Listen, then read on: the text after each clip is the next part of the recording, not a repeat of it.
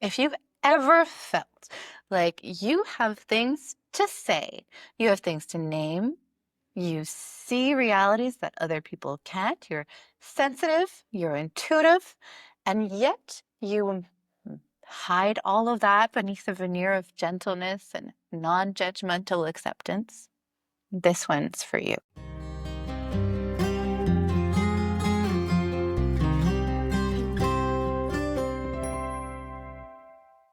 This is the Healer's Journey.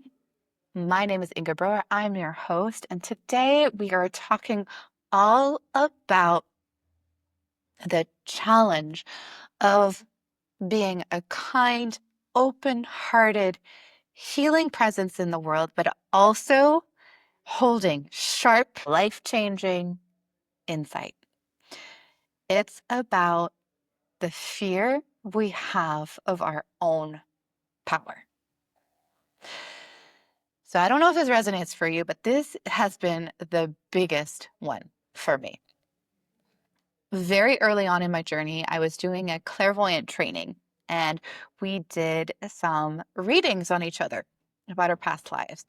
And I will remember this probably till my dying day because it was simultaneously really funny and also like so on point about some of my core fears. Okay.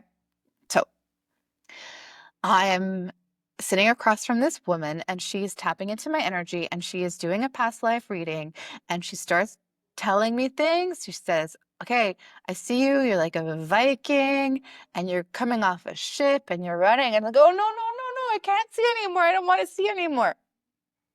And so what she was seeing was me in this male Viking body, apparently raping and pillaging people. So I thought this was so hilarious at the time that I told all my friends this story. It was like the perfect way to tell them, hey, I'm doing a clairvoyant training, and hey, I'm not taking it that seriously, and hey, how funny is this? It actually became the name on the back of my shirt in our softball league, the Viking. But the undercurrent there, the truth underneath that, it really hit at something very true and very deep for me. I was terrified of my own power. I was terrified that if I would be in my most powerful, true self, that I would hurt other people. Now, yes, I do have some trauma around that. That did come to be confirmed in some way. I've had to do a lot of work to de-shame myself. But today, it's not about me. It's about all of us. And it's about liberating our power, liberating our truth, liberating our soft and true voices that we've been hiding beneath a veneer of softness, gentleness, malleability, palatability, relatability. So you might recognize that this has a hold on you when you go into certain environments and you feel like you can't really exist there as yourself. So you work really hard to fit in. You work really hard to please others. You work really hard to make the space comfortable for everybody else while shrinking yourself. So I used to think I was an introvert because I did this so much. So after gatherings, of course, I was exhausted because I would figure out what the room needed, and I would learn to become it. So now I know that's called masking. I'm on my own journey of thinking about my own neurodivergence, and yes, my brain probably doesn't work like the average person. And yes, I've worked tremendously hard to hide that and to fit in to different places. But the point I'm wanting to make here is that I thought I was an introvert because I was doing all of that work. So after being with people, I would feel really tired and needing some time alone to recharge. Now, through my journey of energy healing, I found a world where I truly belong. Like my brain works in conjunction with the way we look at the world in energy healing. My brain I have a very strong systems thinking. I view things as spiralic. It's a setup where my truth is really welcomed. It is invited. And so the more and more I've done energy healing work with other people, the more and more I've become really my true self. And what I've noticed is I've allowed that to transpire and to bleed over into my everyday real life as well. I'm not working so hard to fit in anymore because I know that I'm creating a new world. I am creating something that is kinder and juster and um, generally sweeter, but not from a fawning place anymore. Not from a place where I am so afraid of if I speak my truth. And even if I didn't know what that was, I didn't know what my truth was ever, really. But I knew that if I spoke it, it felt dangerous. It felt shameful. It felt like it was going to be cause to reject me. So I never let that. Let's talk a little bit about why this block exists in the first place and why so many of us have it. This is the block that is often referred to as the witch wound. The witch wound essentially says that if you are too intuitive, too powerful, too clear-sighted, that you will be harmed in some way. So it's not a surprise that if your brain works a little bit differently, if you have access to a bit of a different reality than most people, that you want to keep that under wraps. Because historically, and this really did happen, the people who didn't fit in the sanctioned systems were persecuted. That's something in history that happened that doesn't stop and go away. Like that lives in our bodies. It lives in our DNA. It lives in our patterns that we've received from our parents, our grandparents.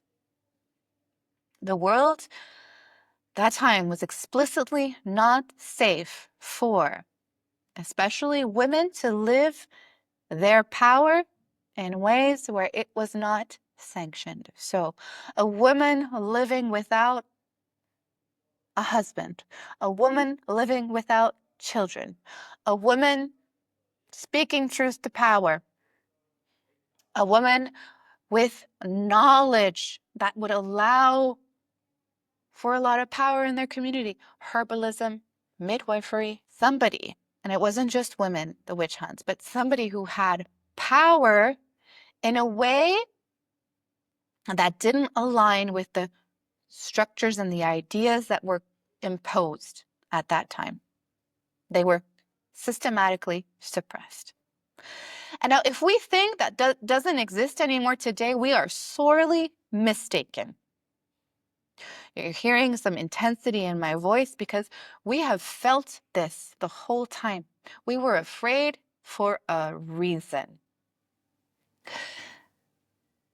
On the surface level, yeah, women are encouraged to be powerful. We've done a lot of work societally, culturally to allow little girls to become the full spectrum of who they are. But what is currently happening in the States, and I've been having a lot of lunches with Russian ladies who have fled Russia because of the war and the patriarchy in Russia. They have told me this specifically. There are people out there who want power to be codified. Men have a certain role, women have a certain role. So since that has become abundantly clear on the political theater of the United States, I have been feeling this sense of like the gloves have come the fuck off.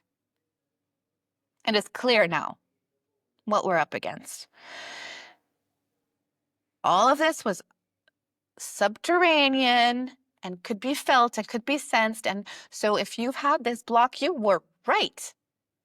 That's the absurd thing. You were right to be afraid. And I really believe this is the moment. This is the fork in the road moment. Do we make them more right by swallowing our truth? Do we submit to this proposal of power, of how power should be held? Or do we say, fuck no? I am a woman who has a certain sight. I am a woman who has a certain intuition. I am a woman who can create world. I am a woman who is powerful beyond freaking belief. And it is time. It continues to be time for that power with, that power to love, that power to continue to create a world where all of us can belong, a world where all of us can be who we are, a world where each of us has access to deep care, deep love. So each of us can be resourced. Each of us can be all that we can be. Am I saying that as a healer, doing your healing sessions, you now need to go and say every truth, half-baked truth that is going through you because it's like sacred and powerful? No, actually, I'm not. What I am saying is, like, let yourself not be afraid of your own power, of your own sight, of your own truth. Let it mature in you. Let it percolate in you such that you can create the world that you are here to create. There's this beautiful quote that I had on my Facebook group many times. If you don't feel like you belong in this world, it is because you are here to build a new one. And your intuition and your sight and your desire is key to that. So that leads me to another element I want to bring here. There has been this massive con job, somehow, this hoodwinking that makes us women, many of us women, afraid of our own desires, ashamed of our own appetites, ashamed of our needs, ashamed of our wants. And it is time we blow the lid off of that, because what happens when we're ashamed of our needs and our wants and our desires and our pleasure? We don't have access to our power. Then all we can do is reach outside of ourselves to the sanctioned systems of power that are there. We can shop more. We can fawn more. We can, all of these things. So, shame. I am no stranger to shame. I told you I had a trauma story before, but shame wasn't born then, but it took root in me. I'm believing that my desires would lead to harm. And that is the big overarching story, the mythos of women as evil. But what I've actually seen to be true, and this has literally been my work for over a decade, the work has been to help my clients, probably 80% women, get really soft and true, really connected to their own bodies, connected to their own truth, connecting to their own energies. And what I've seen time and time again, yes, somewhere in the middle there, in the process of connecting to the truest truth, there is rage and there is fierceness and there is a desire to fuck shit up and to destroy. That does exist. On occasion, that's exactly what is needed. But what I've also observed is when they go another layer underneath that, and another layer underneath that, under the fierceness, under the anger, there is a hurt, there is grief, and often there is vision. And there is so much love. When a woman connects with her truth, with her center, with the part of her that is soft and knowing, She wants to create worlds that are truer, kinder, more welcoming, where everyone can be exactly who they are. And I don't think there's one time where I didn't see that being true. So what do I want to leave us with in this super big episode? What do I want to leave us with? My love, you're not too big. You're not too intuitive. You're not too silly. Of course, there's such a thing as context. And other people's nervous systems might not be able to handle the bigness of yours. That doesn't make it your problem, but you can learn to move in spaces and to create spaces where your bigness is totally welcomed and cherished. You can create those places for yourself. You can join those spaces that already exist. And by doing that, we actually just simply create more spaces and we create more tolerance in each other to be with each other as we are. So the wisest way through this block might not be what I think we all think in the back of our head. Oh, I shouldn't have this block. I should just be as true as I can be in any context. I don't think that's the wisest way. I think the wisest way is to create contexts where you can be your truest self, to create spaces where you can be that, to join them, and to be really kind and compassionate to the people whose nervous system just can't handle the bigness of your joy because it triggers their own lack of joy. And being kind and compassionate with the people who are threatened by your capacity to see clearly what's happening in a system because they feel fragile and afraid and in need of control. I believe compassion is really the way through. And if we can be compassionate with each other and not make this into a big war, we can be compassionate but clear and standing in our truth, I think it is really in our power to transform the systems that we're already part of, to be more just, to be kinder. I'm going to name that, and this episode scared me to record. It's probably the biggest block. I used to be so in the grips of the idea that I would die with my song inside of me. I knew I had things to share with the world, but I didn't know what they were, how I would say them. I didn't know the format of them. This podcast is part of a big reclamation for me. I've been wanting to do it since 2017. I had the name The Healer's Journey, I think, since 2017. What I want to tell you about that is this. Let it take time.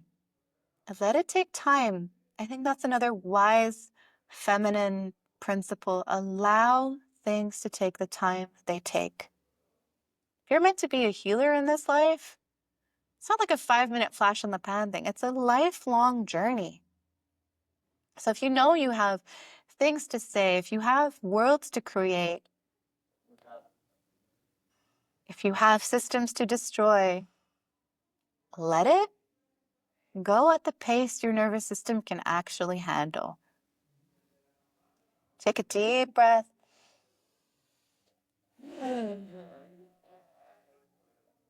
Rome wasn't built in a day, nor is the world we're creating. But what I do know is that if we can stay connected to the pulse of the truth here by grounding, by connecting with the earth, by giving ourselves a sweet reiki session, by connecting with the friends who get it and we don't have to mask with, we're already doing the most important work. Being who we are. So, nothing to whisper today. The only thing I will ask of you is that you care for yourself as the sacred, world-creating being that you are today. Drink a little bit more water. Go to bed a bit earlier. You're not a goddess. You're a human.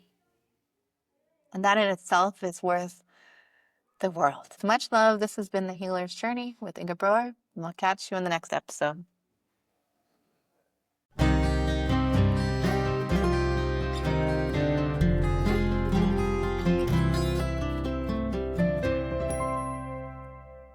Music is by Lana Chakra. Follow me on Instagram to join the conversation.